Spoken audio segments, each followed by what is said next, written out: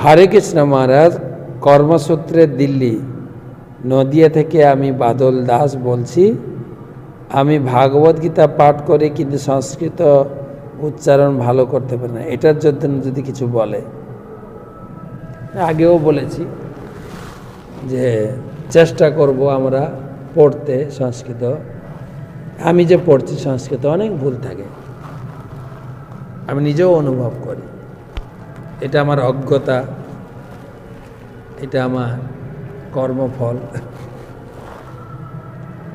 কিন্তু আমার গুরুদেব আমাকে করুণা করে বলেছেন, ভুল ত্রুটি হলেও তুমি নিয়মিত পড়বে। পড়তে পড়তে পাঠক, গাইতে গাইতে গায়ক, বাইতে বাইতে বাদক। সুতরাং পড়বেন, চেষ্টা করবেন। আরেকটা প্রশ্ন, বিবাহ না হলে কি দীক্ষা গ্রহণ করা যায়? বিবাহ প্রসঙ্গটা আমাকে জিজ্ঞাসা না করলে হয়, তবে বিবাহ না হলেও আপনি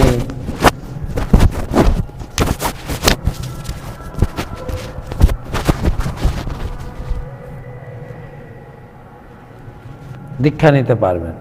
তবে অনেক সময় দীক্ষা নেওয়ার পরে সেক্ষেত্রে অনেক বিচার করেন গুরুদেব। তুমি যখন দীক্ষা নেবে, দীক্ষা নেওয়ার পরে গুরুদেব জিজ্ঞাসা করেন, তুমি কোনো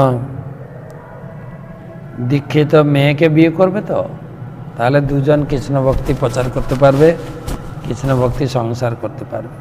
সেই বিষয়টা লক্ষণীয়।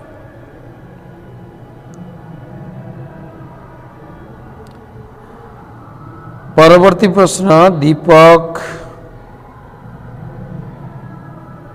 মান্না। আমি দীপক মান্না, রুইনান, সবং, পশ্চিম মেদিনীপুর। আমার একটা প্রশ্ন, আমার এখনো দীক্ষা নেওয়া হয়নি।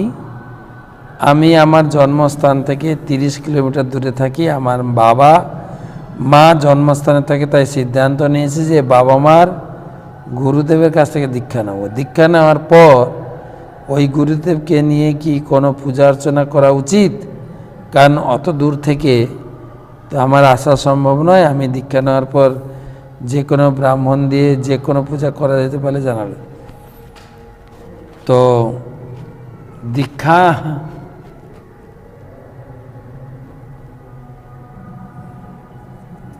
নিতে গেলে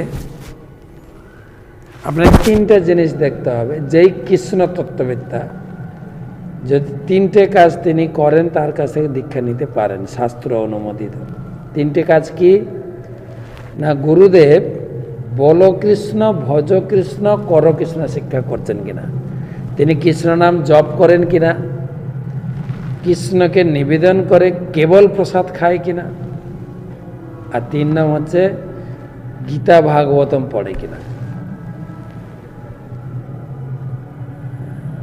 কৃষ্ণ চিন্তা, কৃষ্ণ নাম, আর কৃষ্ণ ধ্যান, আর কৃষ্ণ শাস্ত্র অধ্যয়ন, এগুলো যদি করেন তাহলে আপনার সেই গুরুদেবের কাছ থেকে দীক্ষা নেওয়া ঠিক আছে।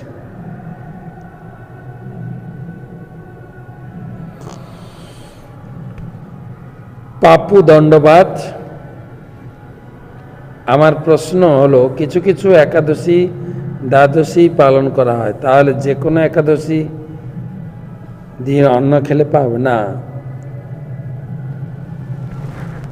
যারা আমাদের গুরুজন তারা যেটাকে অনুমোদন করে গেছেন, যে ব্রতটা উপবাস করতে হবে বলেছেন, সেটাই করুন। নিজের মন গড়া বা একাদশীতে এখন থেকে শুরু, ওই নিজের গণিতিক হিসাবে এই পারমার্থিক জীবনকে মিলাতে পারবেন না।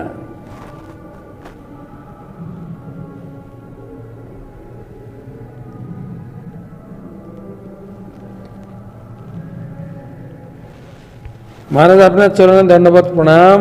অবৈষ্ণবের মুখ থেকে গীতা পাঠ শুনতে নেই, কিন্তু আমার নিরামিষ খাই, মালা জপ করি, গীতা পাঠ করি, দীক্ষিত নয়। আমাদের গীতা পাঠ কেউ শুনতে পারে? হ্যাঁ, ঘরে পাঠ করে শুনুন, নিজে পাঠ করে নিজে শুনুন, বা বাড়ির লোক কেউ পাঠ করবে আপনি শুনুন, এই যথেষ্ট, বাইরে যেতে হবে না।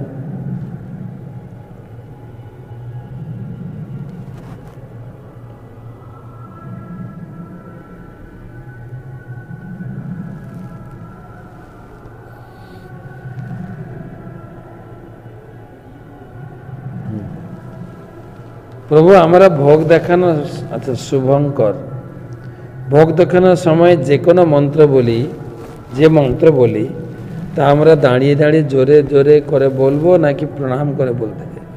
এতক্ষণ প্রণাম করবেন কি করে? ভোগকে নিয়ে আসবেন সামনে, আসন দেবেন ভগবানকে, গুরুদেবকে বসতে, এবারে বাম হাতে ঘন্টি আর মুখে মন্ত্র উচ্চারণ করে এক একটা নৈবেদ্য নিবেদন করবেন। এখানে সব কাজ করবে, মন, শরীর, বাক্য। দাঁড়িয়ে বসে না, কেবল মন্ত্র বলুন, বাম হাতে ঘন্টি নিয়ে মন্ত্র বলতে থাকে।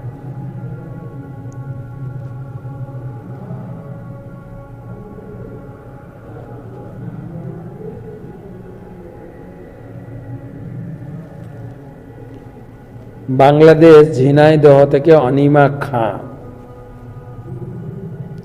আমি বাংলাদেশ ঝিনাইদহ জেলা থেকে বলছি। আমি পুলিশে চাকরি করি।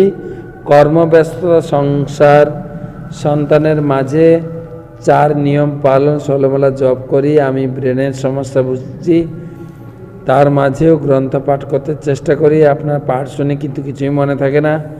আমার প্রশ্ন হলো, এই বাস্তবতার মধ্যেও জীবনে কিংবা ভক্তি জীবনে উন্নতি করতে পারে? যেভাবে চলছে ওইভাবে চলুন। 16 মালা জপ করছেন, 4 নিয়ম পালন করছেন, গীতা ভাগবতম পড়লে ধীরে ধীরে আপনি এগোতে পারবেন। এটাই হচ্ছে এগোনের পন্থা।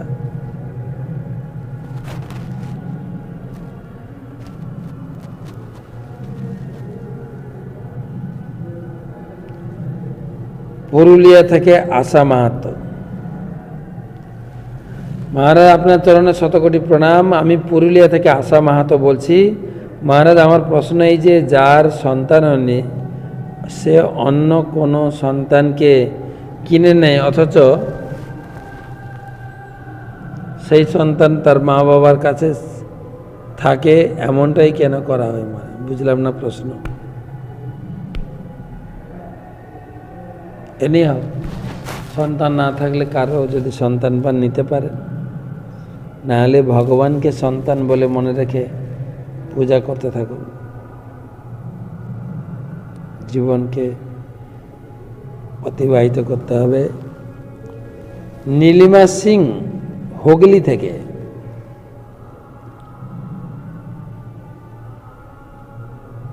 দেবর্ষি, রাজর্ষি, ব্রহ্মর্ষি কাকে বলে? দেবর্ষি তো নারদ দেবতাদের ঋষি। ব্রহ্মর্ষি, রাজর্ষি। রাজর্ষি হচ্ছেন যারা রাজা, রাজা কিন্তু ঋষি, রাজকার্য চালান কিন্তু বড় ভক্ত, যেন অম্বরীশ মহারাজ, পরীক্ষিত মহারাজ, যুধিষ্ঠির মহারাজ। এই যে রাজা কিন্তু ঋষি, রাজর্ষি। আর ব্রহ্মশ্রী হচ্ছে যারা সম্পূর্ণরূপে নিরাসক্ত, ব্রহ্মের উপাসনা, সন্ন্যাসী মহারাজ, ব্রহ্মের উপাসনা ধ্যানে মগ্ন, তারা হচ্ছেন ব্রহ্মশ্রী। তো এই পর্যন্ত প্রশ্ন।